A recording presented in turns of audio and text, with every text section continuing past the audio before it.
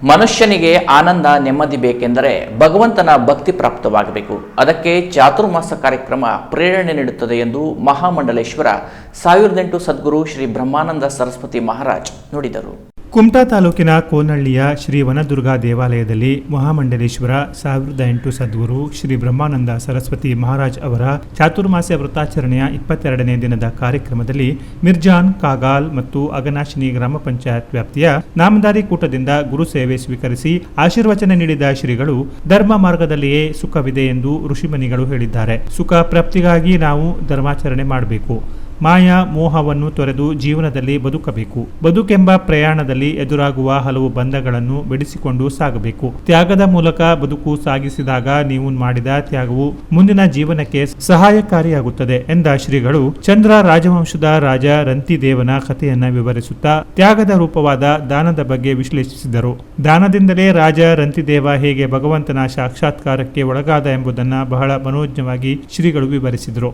ಧಾರ್ಮಿಕ ಜಾಗೃತಿಗೊಳಿಸುತ್ತಿರುವ ಚಾತುರ್ಮಾಸ್ಯ ವ್ರತಾಚರಣೆಯಲ್ಲಿ ಪಾಲ್ಗೊಳ್ಳುವ ಭಕ್ತರು ಪ್ರತಿನಿತ್ಯ ಕನಿಷ್ಠ 1 ಗಂಟೆಯಾದರೂ ಭಗವಂತನ ಧ್ಯಾನ ಸಂಕೀರ್ತನೆಯಲ್ಲಿ ತೊಡಗಿಕೊಳ್ಳುವಂತೆ ಕರೆ ನೀಡಿದರು.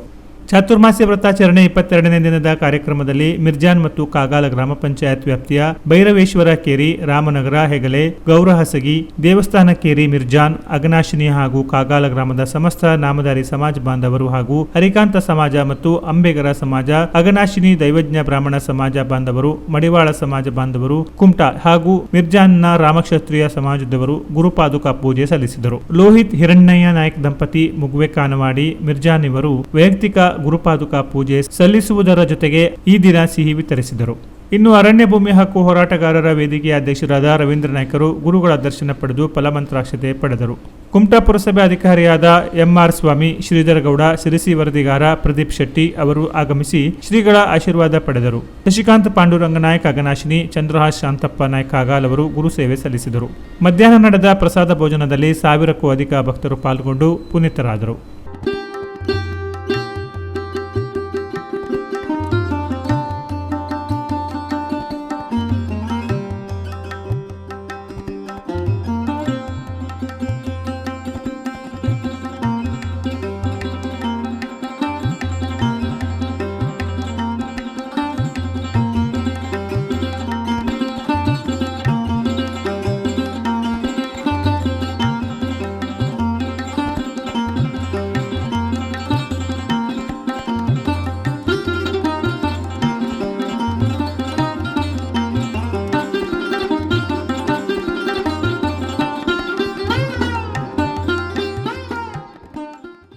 Canara plus news, Kumta.